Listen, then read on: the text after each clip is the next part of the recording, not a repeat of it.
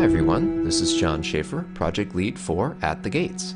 You may also have played Civilization V, which was the last game I designed.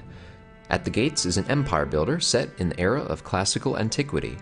With this setting, you might be expecting to play as the civilized Romans. Well, not in At the Gates. As the empire collapses, you are building a kingdom belonging to one of their barbarian enemies.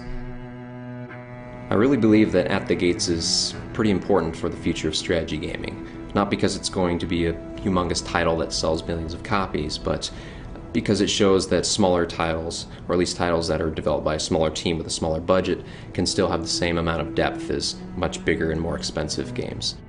At the start of your journey, your tribe is small and the landscape still hides its secrets. But over time, you'll grow powerful, discovering fertile new lands and negotiating with other leaders. Or perhaps you'll choose to destroy them. To create At the Gates, we're putting a lot of the back-end code into a separate library that we can reuse when we create our next game. We're hoping that if this library fleshes out, we'll be able to release it to the public so that other game developers could use it to create games that they'd like to make as well. Rival kingdoms are not the only challenge you must overcome. As the seasons pass, the land itself can become hostile. Your armies and citizens must be prepared, as fields will burn up, rivers will burst their banks, and coastlines will become solid sheets of ice. Shrewd leaders plan ahead and use the world around them to their advantage. Assuming the project is funded, from this point forward, I'm going to be working with my friend to be implementing great 2D animations on the units. And as far as the terrain goes, I want to make a lot of different pieces, a lot of variation, so that you don't have any repetition and it looks very organic. The Dark Ages were a harsh time. Eventually, the world's resource deposits become tapped out.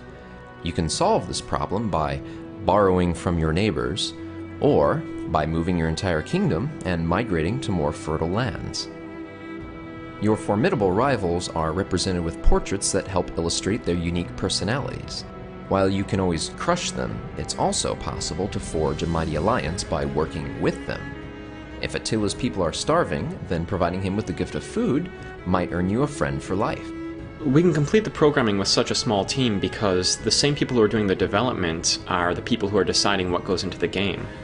Success on the battlefield isn't as simple as having the largest army. Soldiers need supplies, either brought from home or forged from the land. If you're able to find and destroy your enemy's supply camps, victory becomes yours for the taking. Now with Kickstarter, you can put an idea, or as in our case, a prototype, in front of the public and see if it's an idea that's worth pursuing. You'll spend much of your time dealing with the Romans, and in the process, you'll become more like them.